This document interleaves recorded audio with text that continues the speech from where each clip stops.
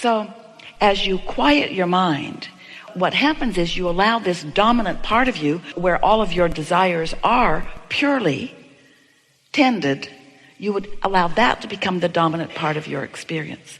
And when that happens, then as you come back out of your meditation, back into your physical awareness, often just before you come back in, you begin to be aware, or we like to call it receive, some thoughts or impulses. And when your thought or impulse comes from that vibrational environment, it's always a thought or an impulse that will serve you in terms of what you really want. If your thought or impulse comes from a place where your mood is negative, then it usually not only does not serve you, it usually perpetuates the very thing that has been bothering you. And so we've been saying to our friends, make a decision to meditate on Sunday, and it'll take you 15 minutes, maybe 20. We wouldn't set aside more than 20 minutes. But as you quiet your mind, it might take you 10 or 11 or 12 or 13 minutes to even get to the place where you are feeling some detachment.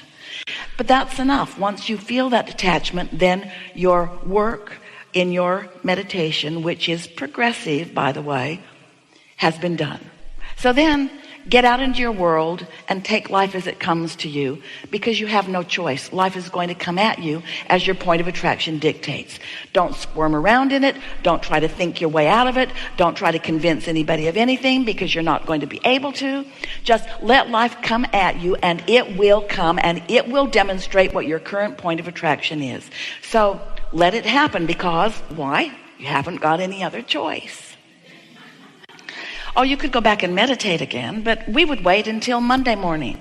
And then we'd meditate, and we'd get into that vibration of non-awareness. And then as the impulse comes, we'd go out into our day, and we'd go as far as we could go. Let life come at you, because it will, because you are attracting it. But the good news is, all the time that contrasting experiences or not contrasting experiences are coming to you, in other words, wanted and unwanted, you are shoring up your vortex with even more affirmation. And so then meditate on Tuesday and go as far as you can go into the day, and then meditate on Wednesday and go as far as you can go into the day, and meditate on Thursday. And after a week or two of this, what you begin to notice is your mood is really improved, because your dilution of the pure positive energy and the perspective of who you really are is making some headway into your day-to-day vibrations. We want to offer to you a statement that you probably will not want to hear from someone like Abraham, who has been in your mind perhaps a proponent of positive thought. But when you're over here in this manifested part of your life experience, and you're trying to think your way out of something, you can't get there from there, because the thoughts that are coming to you are the same resistant thoughts that you've already got going on. But when you quiet your mind, you see, you didn't put your desire to sleep, you just put your resistance to sleep when you meditated. Your desire, which is being tended by your inner being, still remains powerful and active. And so you just get more receptive and more receptive, which leads us to the most powerful statement that we want to make to you about how your vibrations turn to thoughts and your thoughts turn to things. You've got to wonder how it is that you create your own reality. You are a vibrational being, but you must learn to manage the vibration of your being, which means your mood and your awareness of your mood is really, really important. So let's say that you're moving through your day and something happens and it hits you in a strong way. In other words, it is annoying at least and really awful at most. And maybe you're enraged, maybe you feel powerless, or maybe you're just overwhelmed. In other words, there's quite a range of negative emotion. But as that resistance is showing itself to you by that emotion that wells up in you, and then you have an impulse to say something or to do something, we just want you to know that it's not going to be a good impulse, and it's not going to have a good outcome. In fact, we've written several books. A book, Ask and It Is Given. In the back of it, there are 22 processes that can help soften those moments, but they usually don't fix those moments. You could even behave yourself and not say what you really feel like saying. Well, that is an improvement. Or you could reach for the best feeling thought that you can find. But we want to say to you, the best feeling thought that you can find from that place of rage is not a very good feeling thought. In fact, it's so much the same as the thought that you're already thinking that there's not a whole lot of improvement in it. You'd be better to just walk away or take a nap. So what we're really getting at is, once you have momentum going enough that you're feeling strong emotion about it, you can't get there from there. But you could take a vibrational approach to it, and first chance you get, you could quiet your mind. You could sit in a comfortable room and wear comfortable clothing. It's better if there's not anything going on in the room.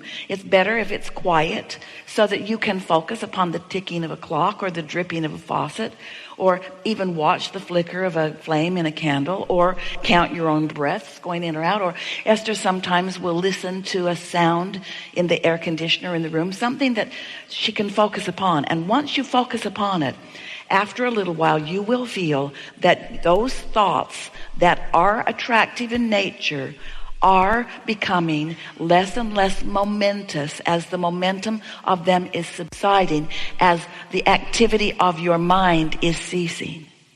And then, now, you are in the better position to receive an impulse that will really serve you. That really is the entire process of meditation. Quiet your mind by focusing upon something not very important. So take away from this part of our conversation, you can't get there from there. So stop trying to talk other people into things that you want them to know, because they're not listening. They're not going to get it. Haven't you noticed? Haven't you been in a conversation where you feel one way and they feel another? And so you talk and they talk, and the more they talk, the more you talk. And the more you talk, the more they talk. And do you ever change each other's minds, or do you just sort of dig in? Well, you know what we're talking about, don't you? And we didn't mean to bring that up, because now you've got it going. Yes, we did. So you know what we're talking about. Well, you've got that going on within you all the time. A desire and a belief is like two parts of yourself having a conversation. But the thing is, your inner being is not ever going to join you in your negative thought. And once you understand that, so that you are willing to do whatever it takes to go in the direction of who you really are, to go with the flow, to follow those impulses, then you get to experience the deliciousness of consciously witnessing the universe and law of attraction, bringing the cooperative components together, and you actually being one of those impulsive cooperative components, where you get an impulse, which means you are a cooperative component to what's going on.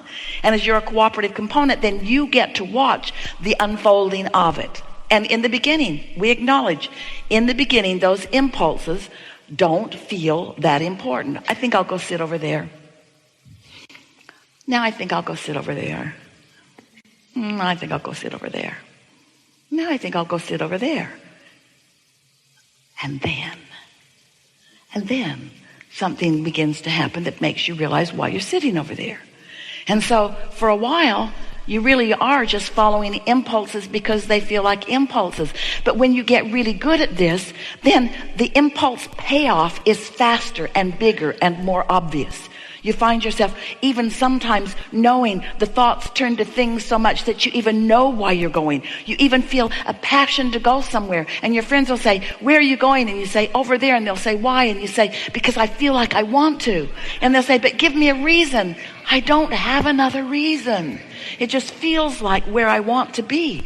But I need you to explain to me exactly why you're going over there and exactly what you expect to get out of it. I need your life plan about this movement from there to there. And if you're not willing to give me your life plan about your reason from there to there, then I pronounce this not a good plan. And you say, okay.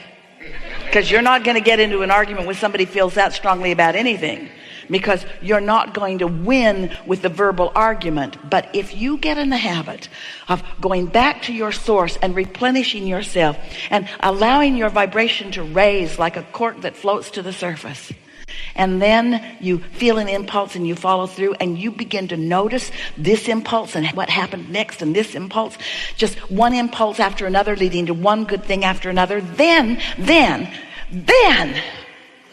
then you get to be one who lives happily ever after. Happily ever after, meaning not it's missing, it's missing, it's missing, it's missing, it's missing, it's missing, it's missing, it's missing. There it is, happy. No, happily ever after. Happily in this impulse and in this one and in this one, because you figured something out. You have come to be one of the not very many so far who know, or you knew it when you were little, but they trained it out of you, of what true satisfaction is. True satisfaction is not being out of alignment with the impulse and the flow of that broader perspective. So you go over there and you just feel satisfied. You're not bouncing off the wall with enthusiasm about it. It just feels satisfying, and then satisfying, and then satisfying, and then satisfying. And as you allow the momentum of these satisfying feelings to gather, then it won't be long before you'll be on the brink of this manifestation. And we know, Esther said to us the other day, Abraham, this was before we were really talking about this satisfaction factor and about the momentum of thoughts are turning to things. So it was a little while ago. And she said, Abraham, I know about the vortex and I believe in it. I felt it. I can feel when I'm close to it. I can feel when I'm in vibrational sync with it. And I watch things unfold. I get this. I believe it. But I just want you to know, Abraham, Esther said, that I really like manifestation best. I really, really like it when the manifestation happens. I really like it when my desire comes out, where I can really see it and observe it with all of my physical senses, and where others can see it too. I really, really like manifestations. And we said, of course you do. You came here to this leading edge environment because you are a creator of these manifestations. But you can't get there from there. If you don't allow yourself to be satisfied in the not seeing it, then you're not going to see it. You're not going to see it. You have to believe it before you see it. You have to feel the satisfaction, even though you can't see it, the satisfaction of this impulse and this. And then after a little while, you'll get so good at observing the universal forces bringing together the cooperative components that you'll stop doubting. You'll know, you said it, you'll know by your mood. You'll know by your mood that you were on the track of it. You'll know by your mood. You don't have to see the end results. When you get on the road, when you're taking any journey, you cannot see your final destination. You're on this road and this road and this road and this road and this road. You found that out coming to this hotel. There are lots of different twists and turns and lots going on just getting to this destination. It's always that way, you see. But the way you feel along the way matters so much. And you know why? Because that's your life. Now. And so if I'm pensive and unrewarded now, but I'm going to be happy when I get over there, not so much. If I'm worried about something now, not so much. You have to show yourself how to find satisfaction right now. And we're just saying, we love you so much. It is unlikely. We love you so much. We want to tell it to you straight. We love you so much. It is not likely that without meditation, you will be one who has the impulse of that pure thought of what your source energy knows. It's not likely that you'll be in that receiving mode. You'll just be over here banging it out with the rest of them, doing it the hard way. There's so much leverage in step 3. And since step 1 and 2 are already done for you, is it too much to ask you to just try to do step 3 just a little bit? Just focus yourself in step 3 just a little bit and let the universe surprise and delight you. Have you heard us say surprise and delight you? We've been talking about letting things surprise and delight you for a very long time. And Esther in the beginning wondered, well, if I'm the deliberate creator of my own experience, then really, Abraham, how much surprise can there be? If I'm the one that's making all of the decisions, and we say, because you made the decisions incrementally and you put them in the vortex one at a time over a long period of time, and a lot of them were there before you even came into this physical body, and you really do not know how wonderfully they have gelled together and how many other cooperative components have come together. All you're going to get is the first impulse, and as you follow it, and then it blossoms into this full-blown manifestation, yes, it's going to knock your socks off. It's going to surprise and delight you in ways that we cannot even begin to describe. But what matters to us more that you hear is along the way you're going to have fun. That's what matters most. Along the way you're going to be having fun. Satisfaction. satisfaction, satisfaction. That's your mood. How are you? Happy. How are you now? Happy. How are you now? Happy. You mean you're not even happy? Happier, happier, happier, happier, happier? Well, maybe you could call it that. But as momentum of satisfaction grows and grows and grows and grows and grows, those manifestations are knock your sockables offable.